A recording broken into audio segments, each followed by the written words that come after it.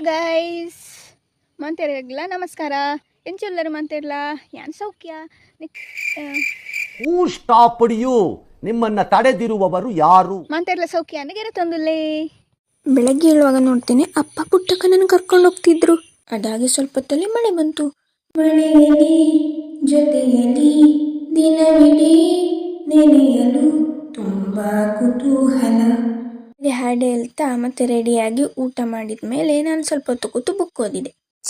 ನಡೆದುಕೊಂಡು ಬಂದ ಸರಿಯೇ ಆಗಲಿಲ್ಲ. ಇದಾಗಿತ್ತು ಇವತ್ತಿನ ಔಟ್ಫಿಟ್. ಹೇಗಿದೆ ಅಂತ ಕಮೆಂಟಲ್ಲಿ ತಿಳಿಸಿ ಆಯ್ತಾ ಗೈಸ್. ಇದೇನಂತ ನಿಮ್ಗೆ ಗೊತ್ತಿದ್ರೆ ಕಮೆಂಟಲ್ಲಿ ಹೇಳಿ. ನಮ್ಮ ಮನೆಯಲ್ಲಿ ಕುಂಬಳಕಾಯಿ ಆಗಿದೆ. ಕಾದು ಕಾದು ಸಾಕಾಯ್ತು. ಕಾದಿರುವೆ ಬಸ್ಗಾಗಿ. A few moments later.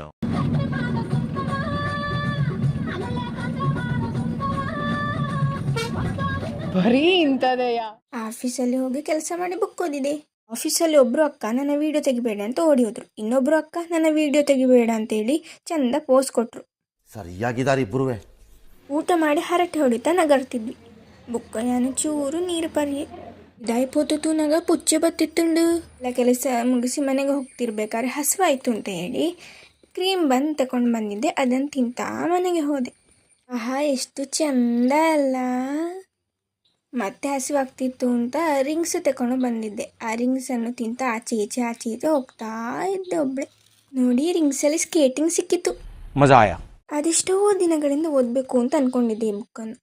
ಅಂತೂ ಓದಿ ಮುಗಿಸಿದೆ. ತುಂಬ ಖುಷಿಯಾಯಿತು. ಈ ಒಂದು ಅದ್ಭುತವಾದ ಕ್ಷಣಕ್ಕೆ ಭಾರತವೇ ಸಾಕ್ಷಿಯಾಗಿದೆ. ಓಕೆ ಗೈಸ್, ಬಾಯ್. ಇಂತಹ ಹಲವು ಸಂಗತಿಗಳ ನಡುವೆ ನಮ್ಮನ್ನ ಕಾಡುವಂತಹ ಕಟ್ಟ ಕಡೆಯ ಪ್ರಶ್ನೆ ಹೀಗೂ ಉಂಟೆ. ಇಷ್ಟು ಹೇಳಕ್ಕೆ ಇಷ್ಟಪಡ್ತೀನಿ. ಓಕೆ ಫ್ರೆಂಡ್, ಬಾಯ್. ನೆಕ್ಸ್ಟ್ ವ್ಲಾಗಲ್ಲಿ ಮತ್ತೆ ಸಿಗ್ತೇನೆ.